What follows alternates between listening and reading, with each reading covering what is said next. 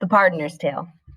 It's of three rioters I have to tell, who long before the morning service bell were sitting in a tavern for a drink, and as they sat, they heard the handbell clink. Before a coffin going to the grave, one of them called the little tavern knave,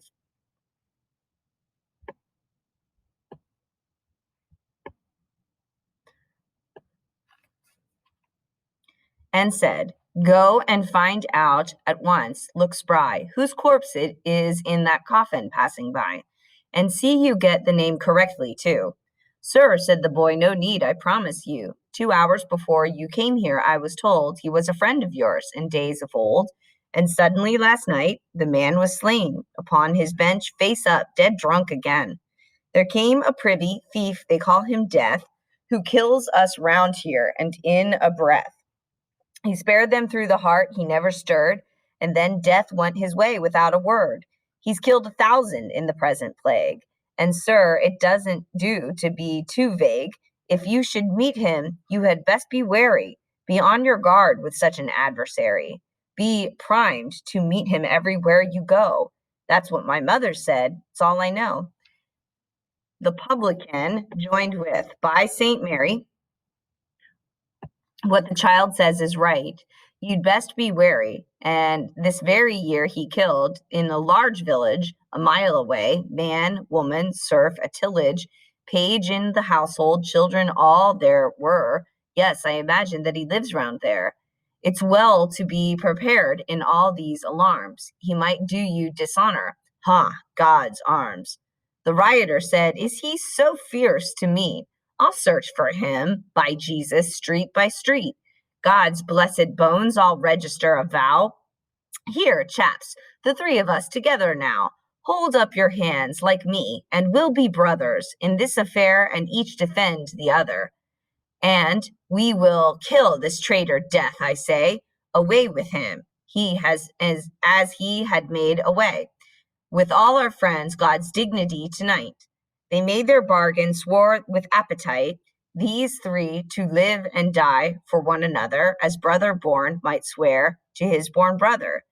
And up they started in their drunken rage, and made towards this village which the page and publican had spoken of before. Many and grisly were the oaths they swore, tearing Christ's blessed body to a shred. If we can only catch him, Death is dead.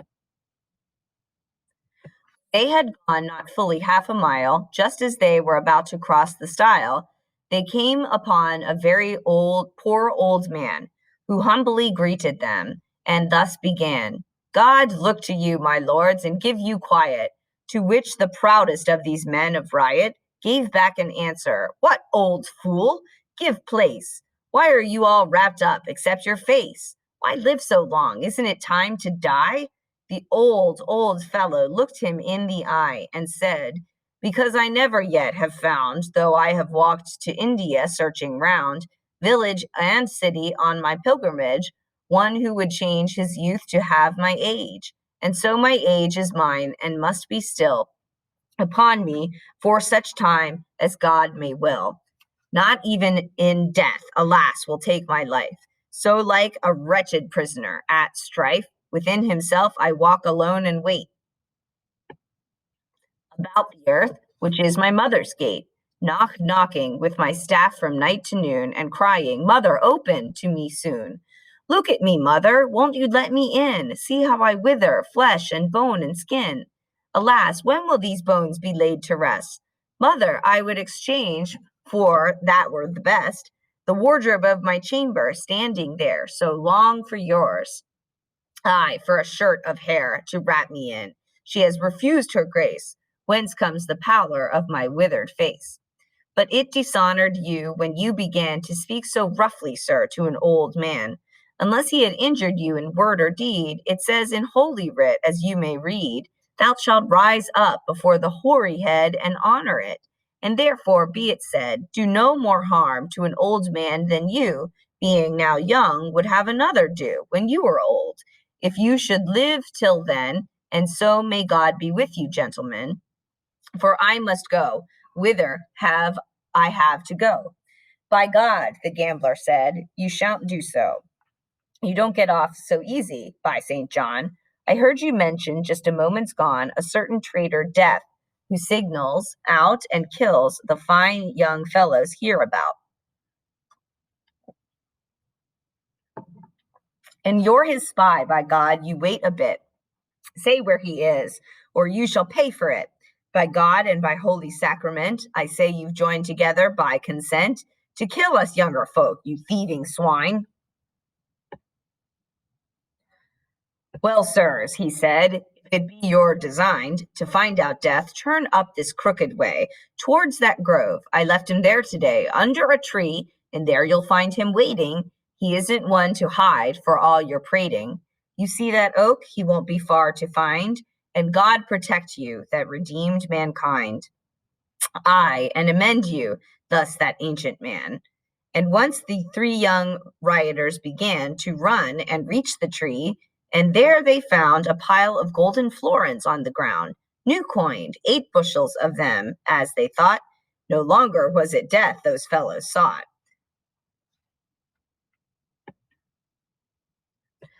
For they were also thrilled to see the sight. The florins were so beautiful and bright that down they sat beside the precious pile. The wickedest spoke first after a while. Brothers, he said, you listen to what I say. I'm pretty sharp, although I joke away. It's clear that fortune has bestowed this treasure to let us live in jollity and pleasure. Light come, light go, we'll spend it as we ought. God's precious dignity, who would have thought this morning was to be our lucky day? If one could only get the gold away, back to my house or else to yours. Perhaps for all you know, the gold is ours, chaps. We'd all be at the top of fortune, hey? But certainly it can't be done by day. People would call us robbers, a strong gang. So our own property would make us hang. Now, we must bring this treasure back by night, some prudent way, and keep it out of sight. And so, as a solution, I propose we draw for lots and see the way it goes. The one who draws the longest, lucky man, shall run down as the quickly as he can to fetch us bread and wine, but keep things dark, while two remaining remain in hiding here to mark our heap of treasure. If there's no delay, when night comes down, we'll carry it away, all three of us, wherever we have planned. He gathered lots and hid them in his hand, bidding them draw for where the luck should fall. It fell upon the youngest of them all, and off he ran at once toward the town. As soon as he had gone, the first sat down and thus began a parley with the other. You know that you can trust me as a brother. Now let me tell you where your profit lies. You know our friend has gone to get supplies, and here's a lot of gold that is to be divided equally among us three. Nevertheless, I could shape things thus so that we shared it out, the two of us. Wouldn't you take it as a friendly act? But how? Said the other. He knows the fact that all the gold was left with me and you. What can we tell him? What are we to do? Is a bargain, said the first, or no? For I can tell you in a word or so what's to be done to bring the thing about. Trust me, the other said. You needn't doubt my word. I won't betray you. I'll be true. Well, said his friend, you see that we are two, and two are twice as powerful as one. Now look, when he comes back, get up in fun to have a wrestle then as you attack. I'll put up my dagger through his back. And while you and he are struggling as in game, then draw your dagger and do the same. Then all the money will be ours to spend, divided equally, of course, dear friend. Then we can gratify our lusts and fill the day with dicing at our own sweet will. Thus these two miscreants agreeing to slay the third and youngest, as you heard me say. The youngest, as he ran towards town, kept turning over, rolling up and down within his heart the beauty of those bright new florins, saying, Lord, to think I might have all that treasure to myself alone. Could there be anyone beneath the throne of God so happy as I then should be? And so the fiend, our common enemy, was given power to put it in his thought that there was always a poison to be bought, and with that poison he could kill his friends.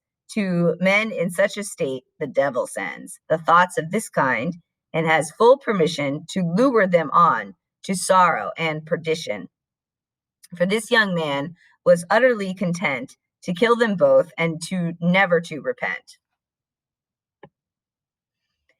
And on he ran, and had no thought to tarry, came to the town, found an apothecary, and said, "Sell me some of your poison, if you will. I have a lot of rats I want to kill, and there's a polecat, too, about my yard that takes my chickens, and it hits me hard. But I'll get even, as is only right, with vermin that destroy a man by night." The chemist answered, "I've a preparation which you shall have by my soul's salvation."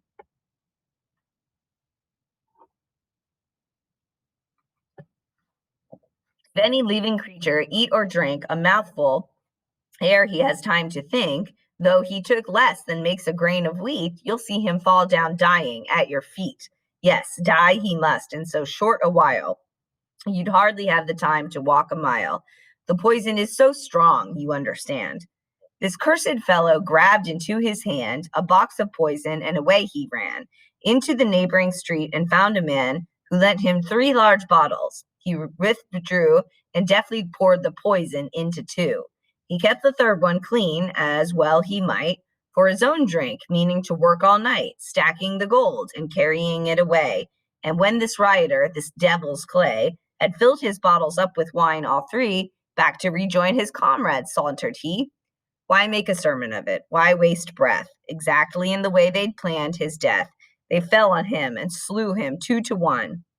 "Now," said the first of them, when this was done, "now for a drink, sit down and let's be merry, for later on there'll be a corpse to bury." And as it happened, reaching for a sup, he took a bottle full of poison up, and drank it, and his competition, nothing loath, drank it also, and they perished both.